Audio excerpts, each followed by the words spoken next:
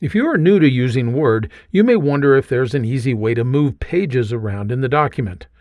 Word, though, doesn't really work with pages as you might think of them.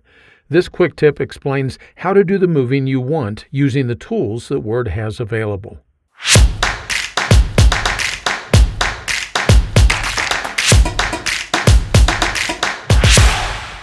If you're coming to Word after using a different word processor, you may wonder if there is a way to move a whole page from one place in a document to another. The short answer is no. Word has no built-in way to move pages. The reason is because Word doesn't work with the concept of pages as we often think of them. You can see this if you open the same document on different computers. If the document contains just text, then it's very likely that the pages on one computer will be different than they are on another.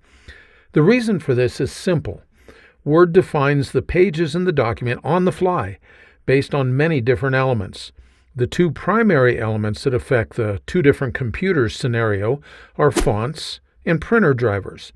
If the two computers have different fonts available and they use different printer drivers, then the pages will flow differently on each of them. Thus, in a Word document, there is no real page to be able to move. Instead, the program allows you to select text, copy or cut it to the clipboard, and then paste that text somewhere else. You can, of course, copy, cut, and paste more than just text. So, to move the contents of whatever you consider to be a page, all you need to do is move the insertion point to the start of the text and then select everything to the end of the text. For instance, I can jump down here to, we'll go right here on this part of the second page right here. If I want to move a block of text here, all I have to do is select the text that I want to move.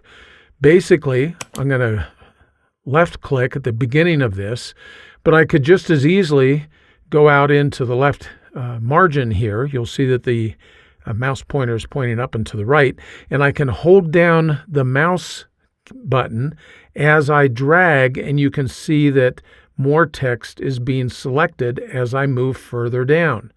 And when I get down to the end of what I want to move, I just release the mouse button, and now I can copy it and paste it somewhere else.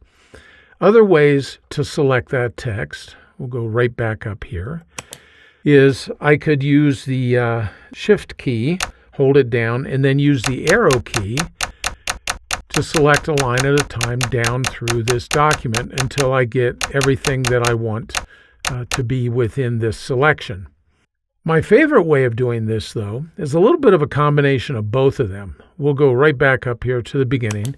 You can see that all I've done is clicked once, so I've selected this line. Now I'm just going to scroll down in the document, and notice where my mouse pointer is over here. I'm going to hold down the Shift key as I click on the left mouse button. Now everything from what I had selected up above all the way down to where I clicked is now selected. Once I've made my selection, all I have to do is press Control-C to copy that information, or I can cut it from the document by pressing Control-X. Either way, the information ends up in the clipboard, and then I can move it somewhere else. So for instance, if I press Control-X right now, then I can go to someplace else in the document that I may want it. Let's say I want it right down here before this heading right here. I put the insertion point at the beginning there, and now I press Control-V, and I've pasted what I cut just a few minutes ago, and it's now at that point within the document. Again, you can't select pages. You can just select text and cut it or copy it and move it someplace else. I hope that you found this quick tip helpful. If you did, you might consider signing up for my Word Tips newsletter. Every weekly issue is free, and it includes great tips that you can put to work right away. Information is in the notes just below this video. Thanks for spending a few minutes with me today.